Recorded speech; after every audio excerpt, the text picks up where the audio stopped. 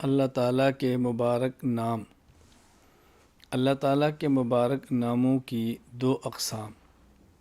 Number 1 ذاتی، اللہ پاک کا ذاتی نام صرف ایک اسم جلالہ یعنی اللہ ہے۔ نمبر 2 صفاتی، اسم جلالہ یعنی اللہ کے علاوہ باقی تمام اسماء صفاتی ہیں۔ اللہ تعالیٰ کے صفاتی ناموں کو اسماء حسنہ بھی کہتے ہیں، یعنی اللہ تعالیٰ کے جو نام ہیں نمبر 1 ذاتی ہے، نمبر 2 صفاتی ہے۔ ذاتی نام اللہ تعالیٰ کا صرف ایک ہے، باقی نام سارے اللہ تعالیٰ کے وہ صفاتی ہیں۔ ان ناموں میں سے ہر نام کسی صفت کا اظہار کرتا ہے۔ الرحمن، الرحیم، آپ جو بھی صفاتی نام دیکھیں گے اس میں کسی ایک خاص صفت کا ظہور ہوگا، تو یہ اللہ تعالیٰ کے اسماء ہیں جن کو صفاتی نام کہتے ہیں، اور ان صفاتی ناموں کو اسماء حسنہ بھی کہا جاتا ہے۔ الاسماء الحسنہ، اللہ تعالیٰ کے صفاتی نام جن کو اسماء حسنہ کہتے ہیں، هو اللہ الذی لا الہ الا هو الرحمن الرحیم الملک القدوس السلام المؤمن المہیمن العزیز الجبار المتکبر الخالق البارئ المصور الغفار القہار الوہاب الرزاق الفتاح العلیم القابض الباسط الخافض الرافع المعز المذل السمیع البصیر الحکم العدل اللطیف الخبیر الحلیم العظیم الغفور الشکور العلی الکبیر الحفیظ المقیت الحسیب الجلیل الکریم الرقیب المجیب الواسع الحکیم الودود المجید الباعث الشہید الحق الوکیل القوی المتین الولی الحمید المحصی المبدئ المعید المحیی الممیت الحی القیوم الواجد الماجد الواحد الصمد القادر المقتدر المقدم المؤخر الاول الآخر الظاہر الباطن الوالی المتعال البر التواب المنتقم العفو الرؤوف مالک الملک ذو الجلال والاکرام المقسط الجامع الغنی المغنی المانع الضار النافع النور الہادی البدیع الباقی الوارث رشید الصبور۔ یہ اللہ تعالیٰ کے وہ معروف صفاتی نام ہیں جو کہ حدیث پاک کے اندر موجود ہیں، ایک جا جن کا تذکرہ ہے۔ اللہ تعالیٰ کو خدا کہنا جائز ہے۔ لفظ خدا اللہ تعالیٰ کے صفاتی ناموں میں سے مالک اور رب کا ترجمہ ہے، اس لیے اس لفظ کو ذات باری تعالیٰ کے لیے استعمال کرنا جائز اور درست ہے۔ اللہ تعالیٰ کا ایک نام ذاتی اللہ ہے، باقی نام اللہ تعالیٰ کے صفاتی ہیں۔ جس طرح صفاتی ناموں میں سے ایک نام الرحمن ہے جس کا ہم ترجمہ مہربان کرتے ہیں، اسی طرح اللہ تعالیٰ کے صفاتی ناموں میں سے ایک صفاتی نام رب ہے، مالک ہے، اس کا ترجمہ خدا کیا جاتا ہے۔ تو جس طرح ہم اللہ تعالیٰ کو مہربان کہہ سکتے ہیں، اسی طرح اللہ تعالیٰ کی ذات کو خدا بھی کہہ سکتے ہیں۔ اس پر تفصیلی گفتگو میری فائل میں موجود ہے، کلپس موجود ہیں، دلائل موجود ہیں۔ یہاں پر یہ بتانا مقصود ہے کہ اللہ تعالیٰ کو خدا کہنا جائز ہے۔ استعانت و امداد، وہ کام جو مافوق الاسباب ہیں، یعنی جن کا کرنا انسان کے اختیار میں نہیں، ان میں صرف اللہ تعالیٰ ہی سے مدد طلب کرنی ضروری ہے۔ یعنی دنیا میں دو قسم کے کام ہیں، بعض وہ کام جو اسباب کے تحت ہیں، بندے کے اختیار میں ہیں، اور بعض وہ کام جو مافوق الاسباب ہیں، یعنی اسباب کے تحت داخل نہیں ہیں اور اس میں بندے کا کوئی اختیار بھی نہیں۔ تو وہ کام جو مافوق الاسباب ہیں، دائرۂ اسباب سے باہر ہیں، بندے کے اختیار سے باہر ہیں، ان میں مدد صرف اور صرف اللہ ہی سے مانگنی چاہیے۔ مثلاً اولاد دینا، یہ ما فوق الاسباب، بندے کے اختیار میں نہیں ہے۔ بارش برسانا بندے کے اختیار میں نہیں ہے، تو یہ اللہ تعالیٰ ہی کریں گے۔ اور بعض کام ما تحت الاسباب ہیں، جو دائرۂ اسباب میں ہیں، بندے کے اختیار میں ہیں، اس میں بندے سے مدد طلب کی جا سکتی ہے۔ مثال کے طور پہ آپ یہ بندے سے کہیں کہ آپ پانی پیدا کر دیں، یہ تو بندے کے اختیار میں نہیں، اور بندے کے لیے یہ لفظ استعمال کرنا جائز بھی نہیں ہے۔ لیکن پانی اللہ تعالیٰ نے پیدا فرما دیا ہے، پانی نکلا ہوا ہے، آپ کسی سے کہتے ہیں مجھے پانی لا کر دے دو، اب وہ تو بندہ ہی لا کر دے گا، اسباب کے تحت ہے، تو اس میں بندے سے مدد طلب کرنا جائز ہے۔ تو یہ دو باتوں میں اچھی طرح فرق ذہن نشین فرما لیں تاکہ استعانت لغیر اللہ کا مسئلہ اچھی طرح سمجھ آ جائے۔ نظر و نیاز، بغیر شدید ضرورت اور مجبوری کے نظر اور نیاز نہیں ماننی چاہیے۔ اگر مجبوری کے تحت منت نظر ماننی پڑ جائے تو پھر نظر صرف اللہ کے نام کی ماننی چاہیے، غیر اللہ کی نظر ماننا درست نہیں ہے۔ یعنی کوئی شخص یہ کہے اگر میرا فلاں کام ہو جائے تو میں منت مانگتا ہوں، نفل پڑھوں گا، میں منت مانگتا ہوں، صدقہ کروں گا، میں منت مانگتا ہوں، فلاں کام کروں گا، یہ منت ہے۔ یہ منت اور یہ نظر صرف اللہ کے لیے مانی جاتی ہے، اللہ کے غیر کے لیے ماننی قطعاً جائز نہیں۔ اور یہ منت بھی ضرورت بہت زیادہ ہو تو ٹھیک ہے۔ مطلب ایک انسان منت مانگتا ہے میرا کام ہو تو 100 رکعت نفل پڑھوں گا، کام ہو گیا، اب نفل پڑھنے مشکل ہو گئے۔ منت مانگی میرا کام ہو جائے تو میں نفلی حج کروں گا، کام ہو گیا تو نفلی حج مشکل ہو گیا، اب یہ پریشان ہے میں کیا کروں۔ اس لیے بغیر شدید ضرورت اور مجبوری کے منت نہیں مانگنی چاہیے۔ ہاں منت مانگنی جائز ہے، قرآن کریم سے ثابت ہے، لیکن منت صرف اللہ ہی کے لیے مانگے۔ اسی طرح جو نیاز ہے وہ اللہ ہی کے نام پر دیں۔ نیاز کا معنی ہے کہ صدقہ، خیرات مستحقین کو دینا، یہ اللہ کے نام پر دیں۔ یہ جو ہمارے یہاں کہا جاتا ہے نظر اللہ نیاز حسین، یہ جائز نہیں ہے۔ نظر بھی اللہ کے نام پر ہے اور نیاز بھی اللہ کے نام پر ہے۔ نہ اللہ کے غیر کے نام پر نظر ہو سکتی ہے، نہ ہی اللہ کے غیر کے نام پر نیاز ہو سکتی ہے۔ نبوت سے متعلق عقائد، نبی کی ضرورت، اللہ تعالیٰ خالق، ہم مخلوق، اللہ تعالیٰ مالک، ہم مملوک ہیں۔ مخلوق اور مملوک کا فرض ہے کہ اپنے خالق و مالک کی بات مانیں، اس لیے اللہ تعالیٰ کا حکم ماننا ضروری ہے۔ اللہ تعالیٰ کا حکم اس وقت مانیں گے جب اللہ تعالیٰ کی ذات کو دیکھیں گے یا بات کو سنیں گے۔ اس دنیا میں رہ کر نہ تو ہم اللہ تعالیٰ کی ذات کو دیکھ سکتے ہیں، نہ ہی بات کو سن سکتے ہیں۔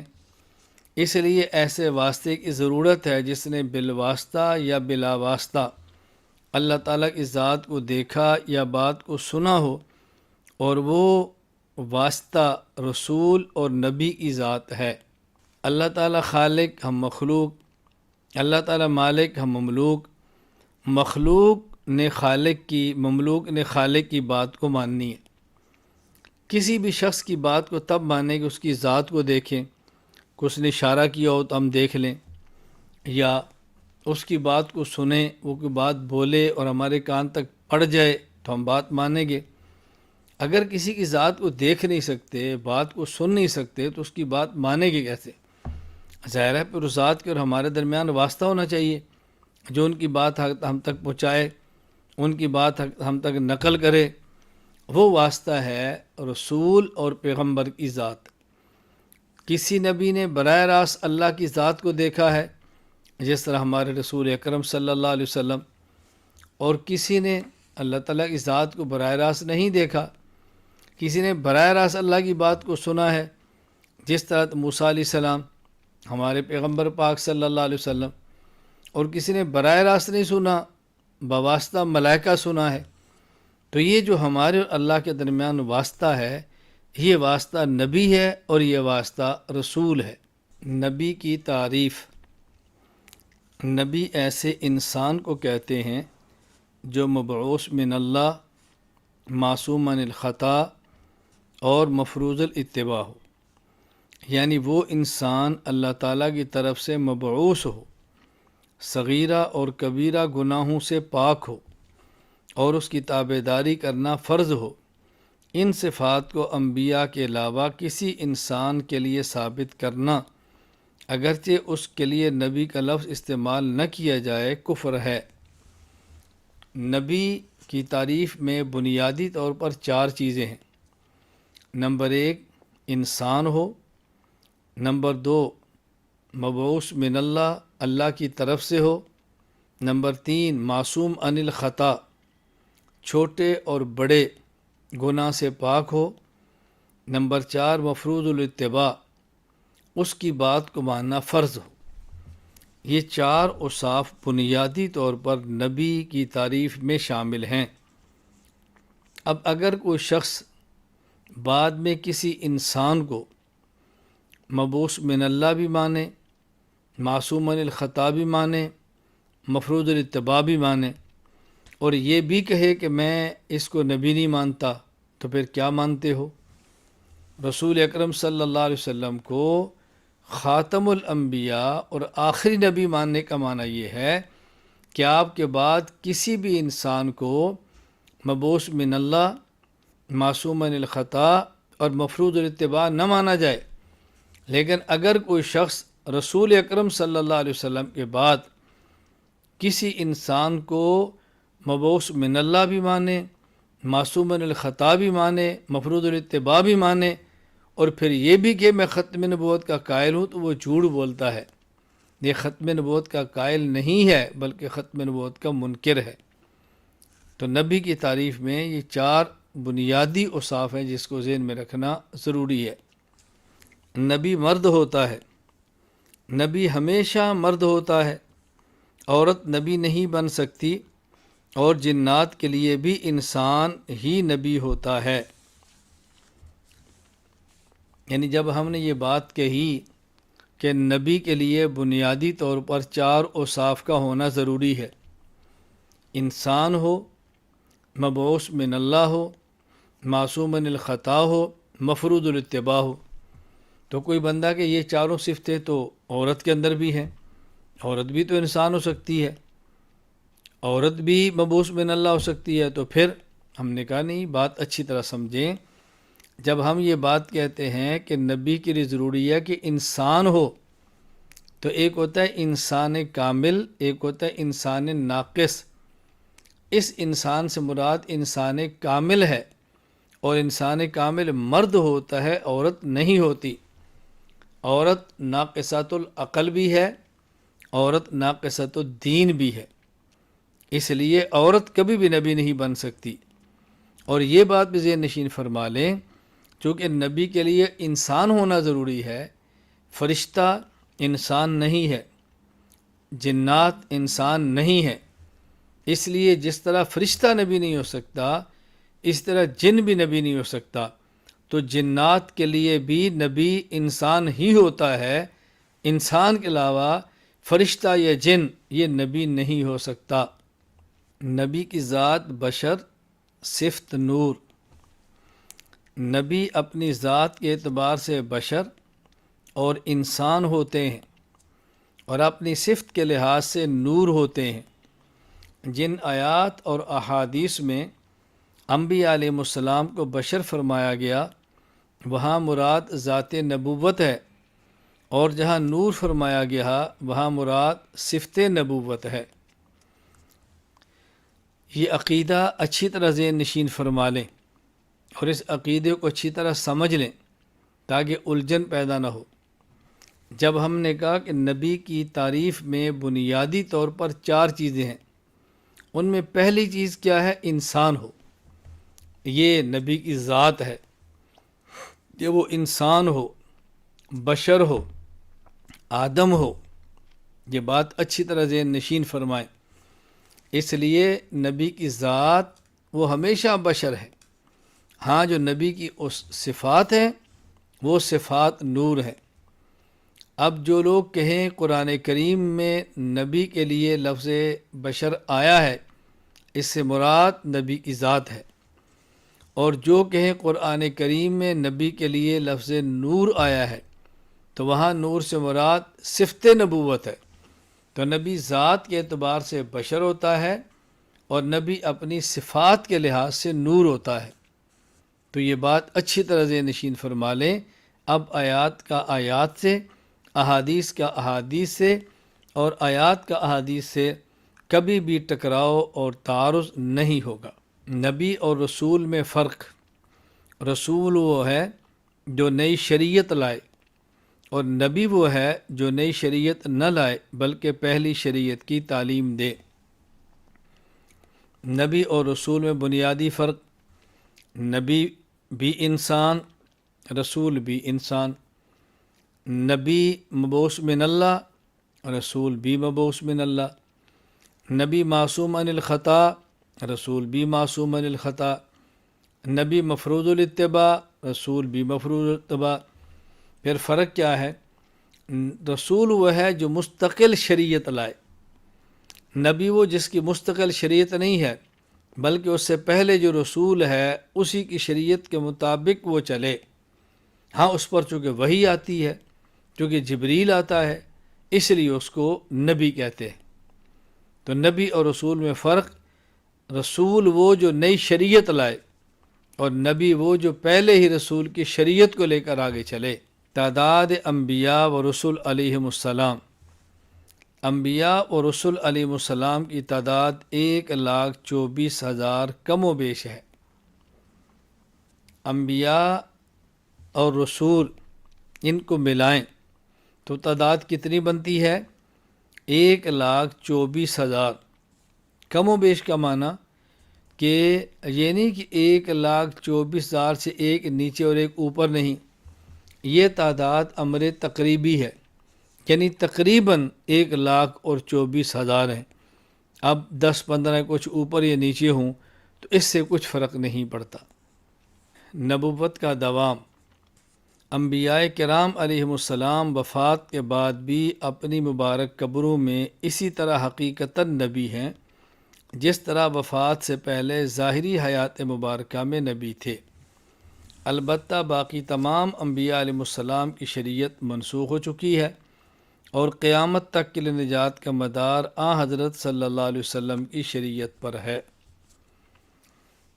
کوئی یہ نہ سمجھے کہ جب اللہ تعالیٰ نبی کو نبوت دیتے ہیں وہ نبی ہوتا ہے اور جب اس پر موت آتی ہے تو اس کی نبوت ختم ہو جاتی ہے۔ یہ بات ہرگز نہیں۔ جب اللہ کسی کو نبوت دیتے ہیں تو پھر نبوت دے کر واپس نہیں لیتے۔ وہ جس طرح موت سے پہلے نبی ہے، موت آنے کے بعد بھی نبی ہے، یعنی وصف نبوت جس طرح نبی کے ساتھ اس دنیاوی زندگی میں ہے، اسی طرح نبی کے ساتھ وصف نبوت برزخی زندگی میں بھی ہے، قبر کے اندر بھی ہے، موت سے لے کر بعث حشر تک بھی ہے، اور حشر کے بعد میدان معاشر میں بھی نبی کے ساتھ وصف نبوت ہے، اور جنت کی عبدالآباد اور دائمی زندگی میں بھی نبی کے ساتھ وصف نبوت رہے گا۔ تو نبی جس کو اللہ نبوت عطا فرماتے ہیں، وصف نبوت ہمیشہ اس پیغمبر کے لیے رہتا ہے۔ تو نبی ہمیشہ نبی ہی رہتا ہے، دنیا میں، برزخ میں، حشر میں اور جنت میں۔ اس کو اچھی طرح ذہن نشین فرما لیں۔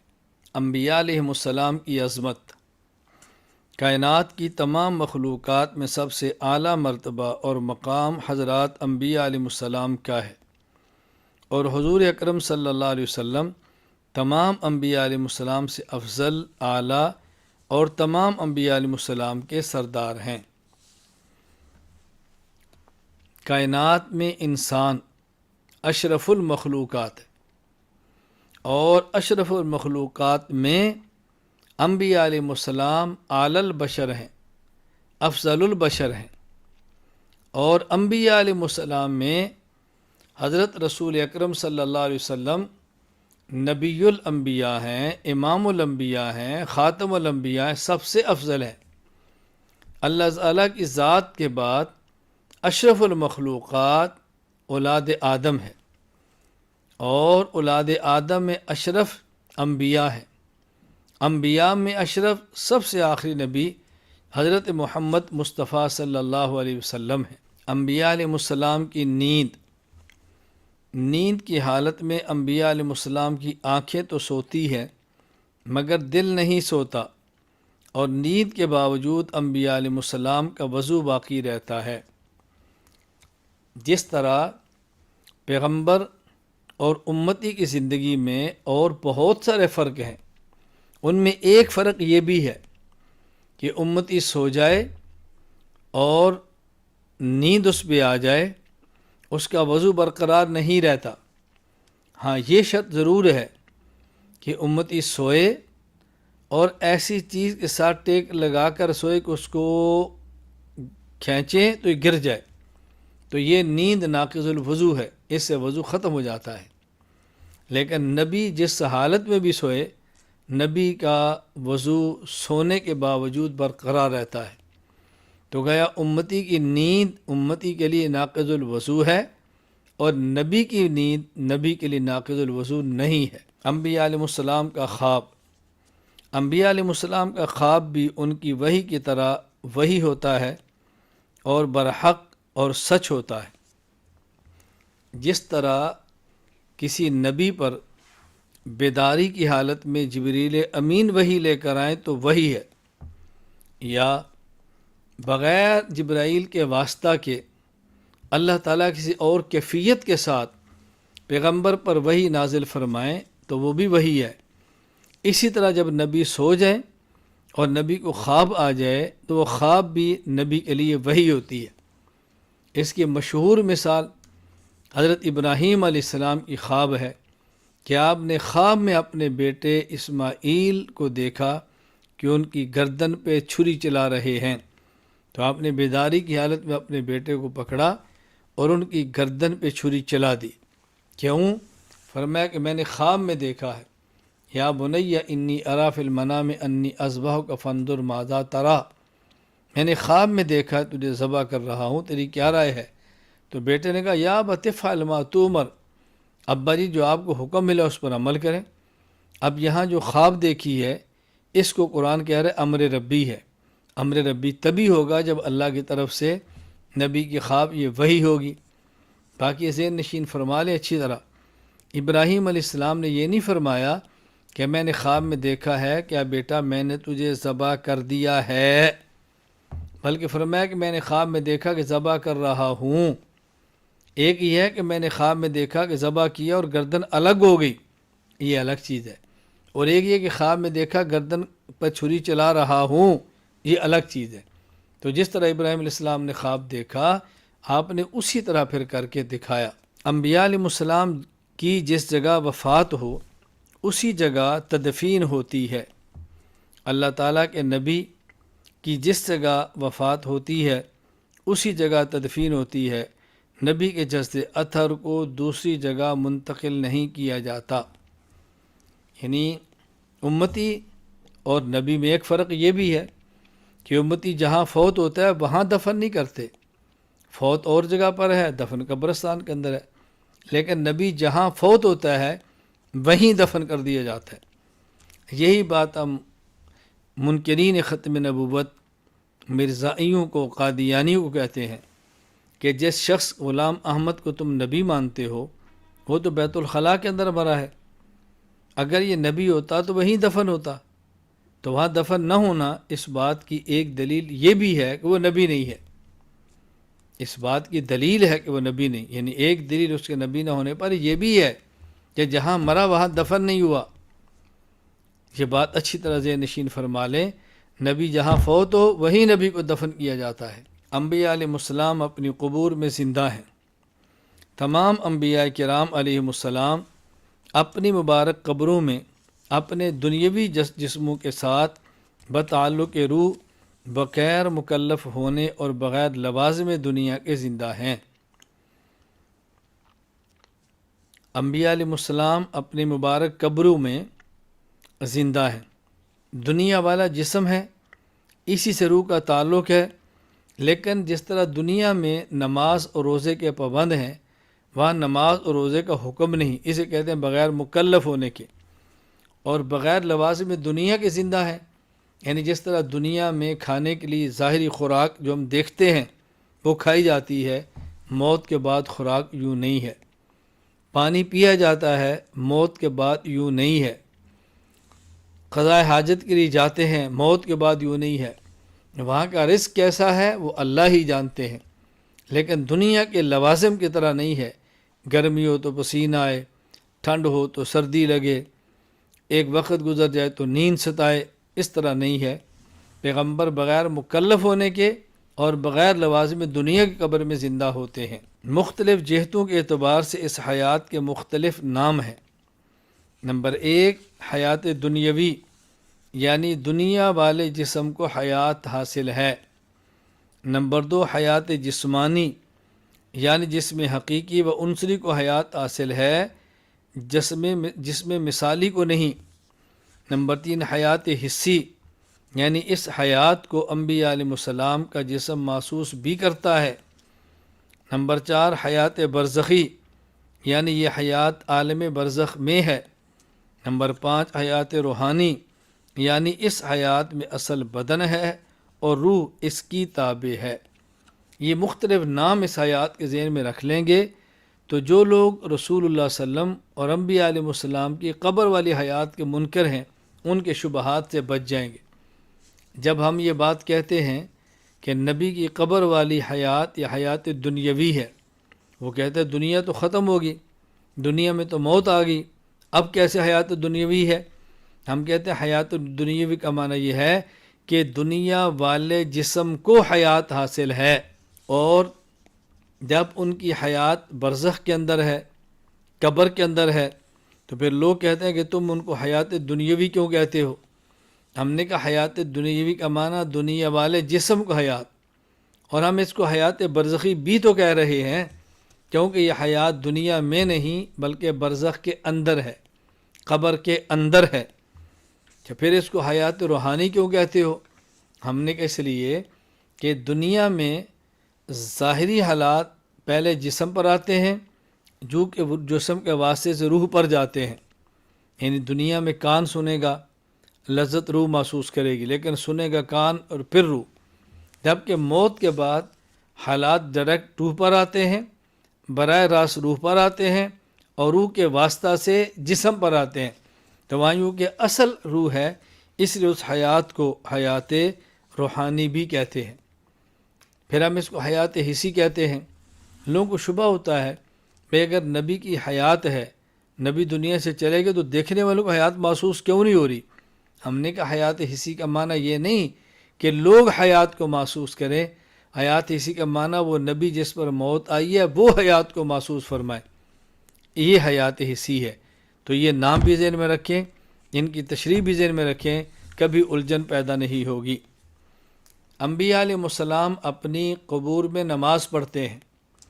وفات کے بعد حضرات انبیاء کرام علیہ السلام بطور تلذذ کے اپنی اپنی قبور میں نماز ادا فرماتے ہیں۔ نبی وفات کے بعد اسی قبر مبارک میں جو زمین پر ہوتی ہے اس میں نماز پڑھتے ہیں، لیکن یہ نماز تکلیفی نہیں، نماز تلذذی ہے۔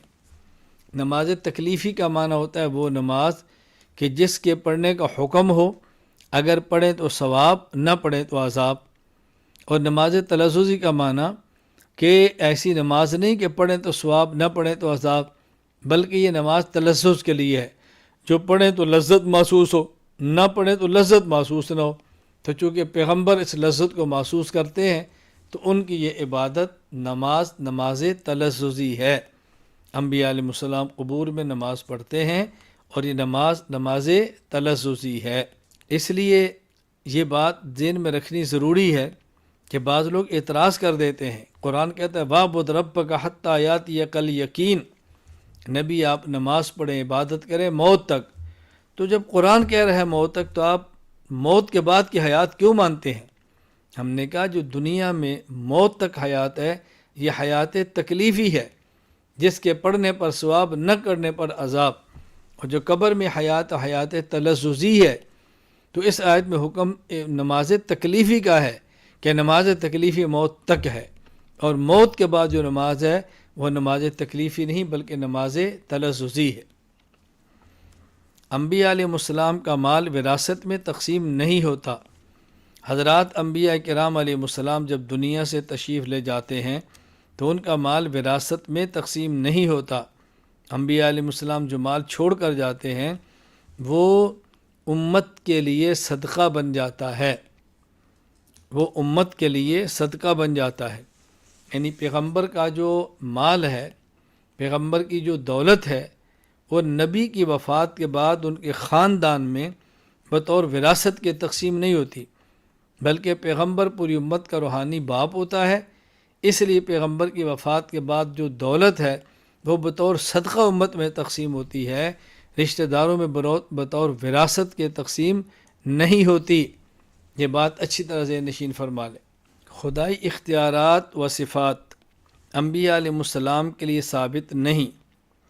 نبی کے لیے خدائی اختیارات اور صفات خاصہ ثابت کرنا جائز نہیں، جیسے علم غیب، حاضر ناظر، مختار کل وغیرہ۔ یہ صفات اللہ تعالیٰ کے ساتھ خاص ہیں۔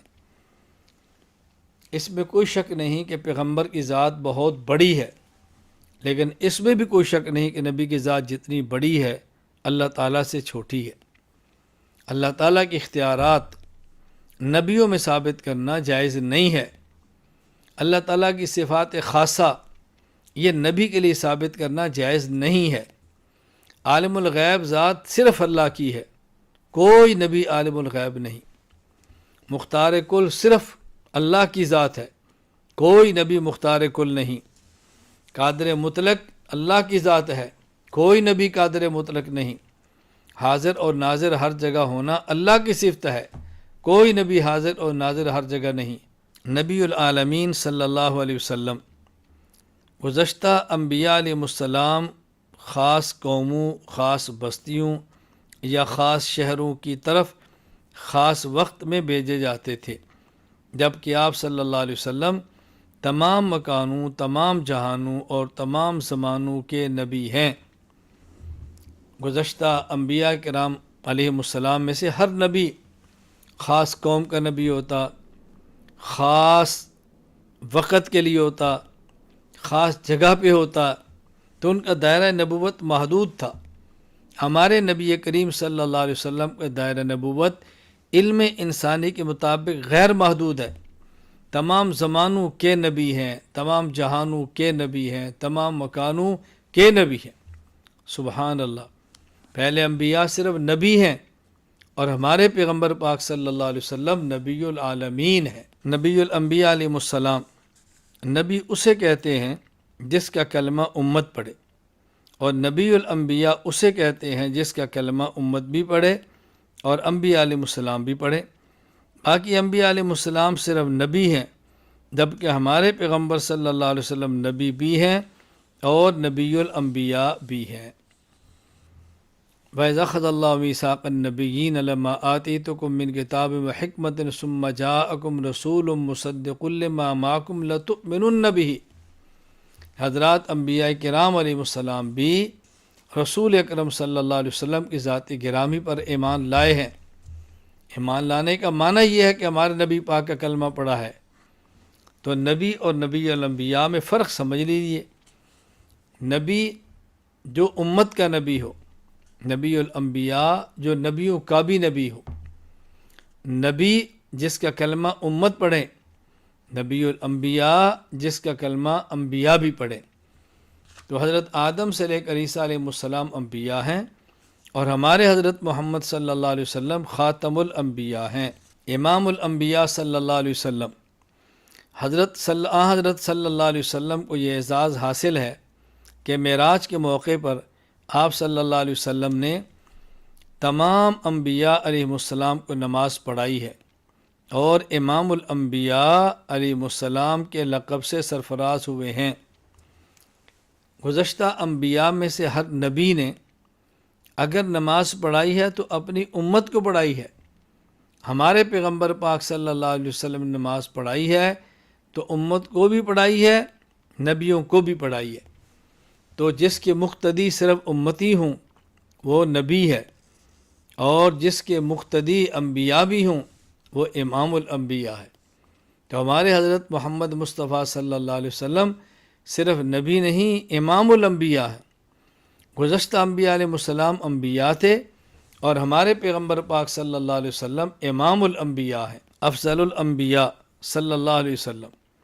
آپ صلی اللہ علیہ وسلم کا مقام و مرتبہ تمام انبیاء علیہ السلام سے افضل ہے۔ انبیاء علیہ السلام کے بارے میں قرآن کریم یوں اعلان کرتا ہے، تِلْکَ رُسُلُ فَضَّلْنَا بَعْضَهُمْ عَلَى بَعْضٍ، کہ رسول اور نبی ان میں سے بعضوں سے افضل ہے، کیونکہ نبوت ایک کمال علمی ہے۔ تو جس نبی کے پاس جتنا علم ہوگا اتنا ہی وہ نبی دیگر نبیوں سے اعلیٰ اور افضل ہوگا۔ چونکہ ہمارے حضرت محمد صلی اللہ علیہ وسلم کا علم تمام انبیاء کے علوم سے زیادہ ہے، اس لیے ہمارے حضرت محمد صلی اللہ علیہ وسلم تمام انبیاء علیہ السلام سے افضل اور اعلیٰ بھی ہیں۔ خاتم الانبیاء صلی اللہ علیہ وسلم، حضرت صلی اللہ علیہ وسلم مکان، زمان اور مقام کے اعتبار سے آخری نبی ہیں۔ آپ صلی اللہ علیہ وسلم کے بعد دنیا میں کسی بھی قسم کا، کسی زمانے، کسی مکان میں کوئی نبی پیدا نہیں ہوگا۔ یعنی حضور اکرم صلی اللہ علیہ وسلم مقام کے اعتبار سے بھی آخری ہیں۔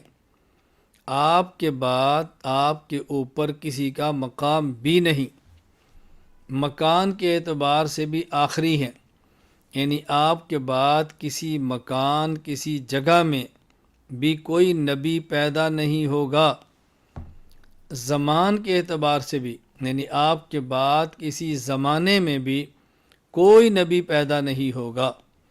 یہاں بات اچھی طرح ذہن نشین فرما لیں، ہم یہ کہہ رہے ہیں کہ آپ صلی اللہ علیہ وسلم کے بعد کسی مکان، کسی زمان میں کوئی نبی کسی بھی قسم کا پیدا نہیں ہوگا۔